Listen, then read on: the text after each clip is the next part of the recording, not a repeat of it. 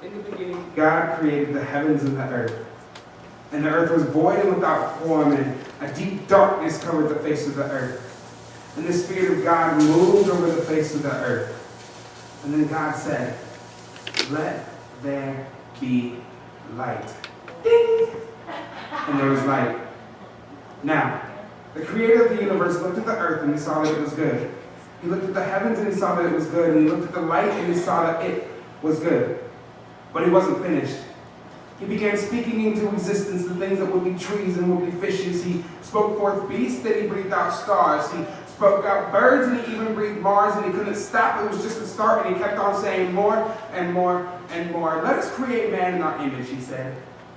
"And in our likeness, we'll create him," he said. And what he said, he did. See, he left his throne in heaven, and he started to dig up dirt to form us. And though he could have just breathed us, he started to knead us like dough out of dust, just the way he wanted. And we began to take shape unto the very being unto which God's reflection would be displayed. And with the very same breath that he breathed the stars, he breathed life into our lungs and breathed light into our hearts. But in the garden, we betrayed him. And with just the bite of an apple and a quick game of name dropping and blame, we changed the light in our hearts to only darkness and shame. And our view of the Creator was never the same. See, we tried to hide from our Master, the one who formed us and knew us. But before our parents were in the sheets, he had our names and our lives written on the sheets in his Lamb's Book of Life. And this is the very same Creator who created life. But as we walked away naked, he wrapped us in the hide of the very first sacrifice.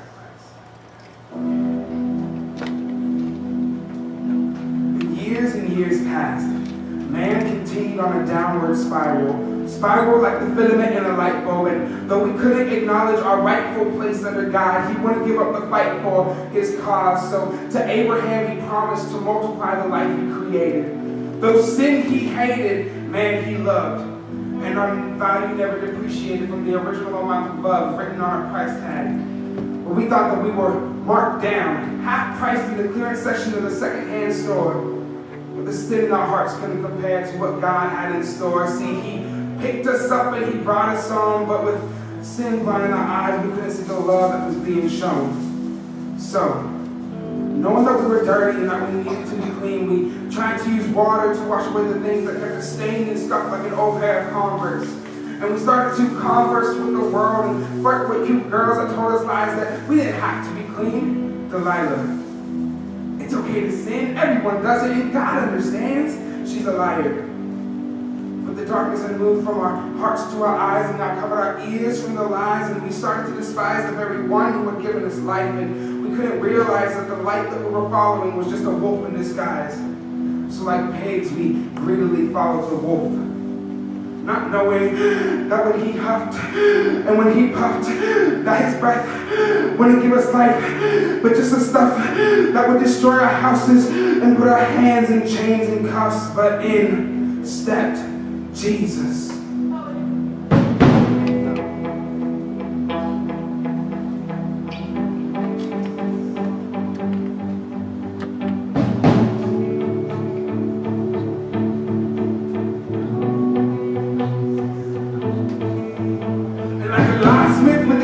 Door. He came in the form of his creation with the keys to life in his hands. He stretched out his hands on the cross, and knowing that his creation was lost, he let his bloodline draw the map that would lead us to the treasure. See, with sin blinding our eyes, we couldn't see clearly. Our autofocus feature was broken, and we began to rely on Siri for all the answers. And we were slowly digging our own graves and venturing deeper and deeper into the caves that only contained shadows and braved the mysteries of the twilight.